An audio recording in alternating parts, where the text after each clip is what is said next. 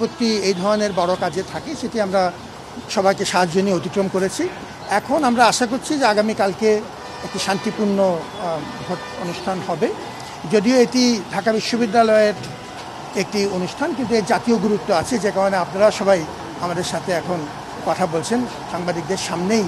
আমরা তাদের এই প্রক্রিয়াটিকে খুবই স্বচ্ছ এবং আমরা ওপেন রাখতে চাই।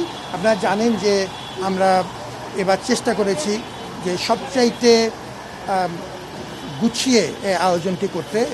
হল থেকে আমরা কেন্দ্রগুলিকে সরিয়ে কেন্দ্রীয়ভাবে 8টি কেন্দ্র এখন আমাদের কাজ করছে।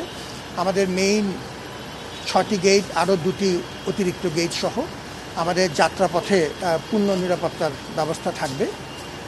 হলগুলোতে আমাদের ভলান্টিয়ার্স, আমাদের শিক্ষক, আমাদের প্রক্টরাল টিমের সদস্যবৃন্দ, আমাদের বিএনসিসি এবং রোভার স্কাউট, তারা সবাই থাকবেন। পুলিশ আমাদের সাথে, আনসার এবং পুলিশ আমাদের যখনই প্রয়োজন হবে তাদেরকে আমরা ডেকে নিতে পারবো, সেই দূরত্বে সবসময় তারা থাকবেন। এবং আমরা নিয়মিতভাবে যে শৃঙ্খলা বজিয়ে রাখার যে রিহার্সেল, সেটিও আমরা নিয়মিতভাবে করেছি। অতএব আমরা আল্লাহর উপর ভরসা করছি, মানুষের শুভ বুদ্ধির উপরে আমরা এখনও পুরোপুরি বিশ্বাস রাখছি।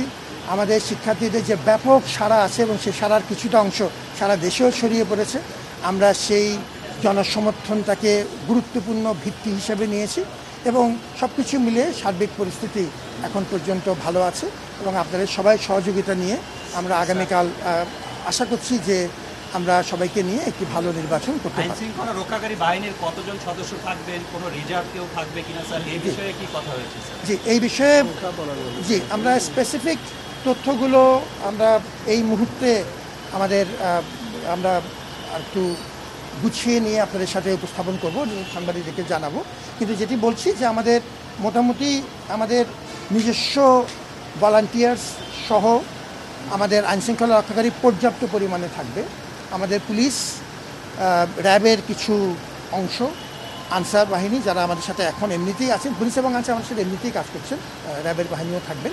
সুতরাং আমাদের যে 8টি মূল প্রবেশ পথ এবং 8টি কেন্দ্র, এই সব জায়গাতেই আমাদের আইনশৃঙ্খলা যতদূর সম্ভব সমন্বিতভাবে আমরা করার চেষ্টা করছি।